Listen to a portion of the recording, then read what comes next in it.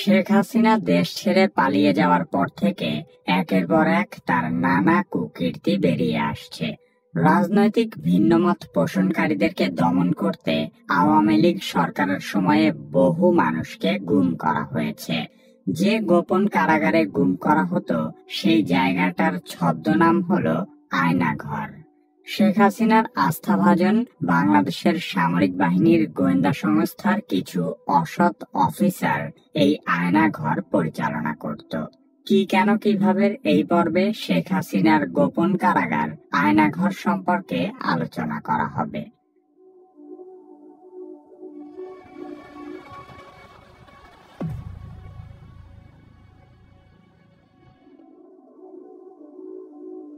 বাংলাদেশের প্রতিরক্ষা বাহিনীর গোয়েন্দা সংস্থা directorate general of forces intelligence বা ডিজিএফআই হিসেবে পরিচিত। অভিযোগ রয়েছে যে ডিজিএফআই এর কাউন্টার টেরোরিজম ইন্টেলিজেন্স ব্যুরো বা সিটিআইবি আয়নাঘর নামে পরিচিত কুখ্যাত কারাগারটি রক্ষণাবেক্ষণ করে থাকে। 2022 সালে সুইডেন ভিত্তিক একটি স্বাধীন সংবাদ মাধ্যম নেত্র নিউজের করা একটি অনুসন্ধানী প্রতিবেদনে আয়নাঘরের বিষয়টি সবার সামনে উঠে আসে।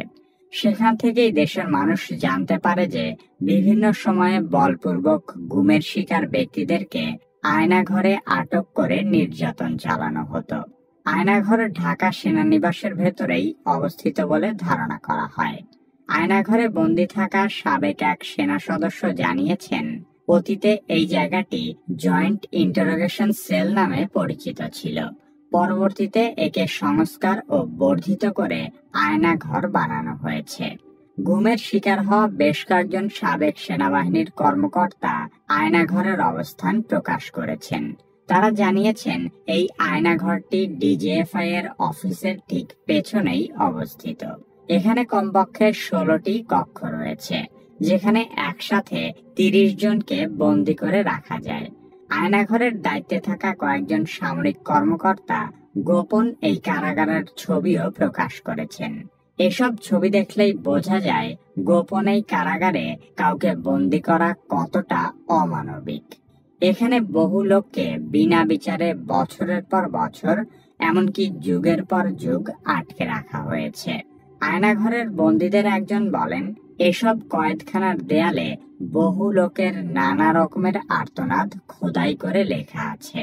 কত লোককে যে এখানে ধরে নিয়ে যাওয়া হয়েছে তার কোনো ইয়ত্তা নেই। সবাইকে যে এখানে দীর্ঘ সময় বন্দী করে রাখা হয় এমনও নয়। অনেককেই ছেড়ে দেওয়া হয়েছে, আবার অনেককে এখান থেকে হত্যাও করা হয়েছে। আয়নাঘরের বন্দীদের নির্যাতনের কথা শুনে যে কোনো হৃদয়বান ব্যক্তির মনে হবে এমন অমানবিক পরিবেশে দীর্ঘদিন বন্দী করে রাখার চেয়ে কাউকে হত্যা করাও। আপনি কি আপনার ফেসবুক পেজের লাইক ফলোয়ার বাড়াতে চাচ্ছেন, অথবা আপনার ইউটিউব চ্যানেলের জন্য সাবস্ক্রাইব ও ওয়াচ টাইম নিতে চাচ্ছেন? তবে ফেসবুক, ইউটিউব, ইনস্টাগ্রাম থেকে শুরু করে সকল সোশ্যাল মিডিয়ার সার্ভিসের জন্য বেস্ট SMM প্যানেল smmbuster.com আছে আপনার পাশে। এখানে আপনি বিকাশ, নগদ, রকেটের মাধ্যমে নিজের বুস্ট নিজেই করতে পারবেন এবং অন্যদের কাছে বিক্রি করে ইনকামও করতে পারবেন। তাই বিস্তারিত জানতে ভিজিট করুন smmbuster.com অথবা আমাদের সাথে যোগাযোগ করুন হোয়াটসঅ্যাপ নাম্বার 01604647257। ধন্যবাদ। অনেক ভালো। অভিযোগ রয়েছে ডিজিএফআই এর কিছু অসৎ কর্মকর্তা শেখ হাসিনা সরকারের কাছ থেকে অবৈধ রাজনৈতিক সুবিধা নেওয়ার জন্য এসব কর্মকাণ্ড করেছে। আওয়ামী লীগ সরকার ক্ষমতায় থাকাকালীন বিচার বহির্ভূত হত্যা, নির্যাতন এবং জোরপূর্বক গুমের অভিযোগগুলো বরাবরই অস্বীকার করে এসেছে। হাসিনা সরকার পতনের পরপরই এ ধরনের মানবতা বিরোধী অপরাধের প্রমাণ হাতে নাতে পাওয়া যায়। বাংলাদেশের শীর্ষস্থানীয় একটি সংবাদপত্রে বলা হয়েছে, শুধু ঢাকা সেনানিবাস নয়, সারা দেশের বিভিন্ন স্থানে এরকম আরো বেশ কিছু আয়নাঘর থাকতে পারে।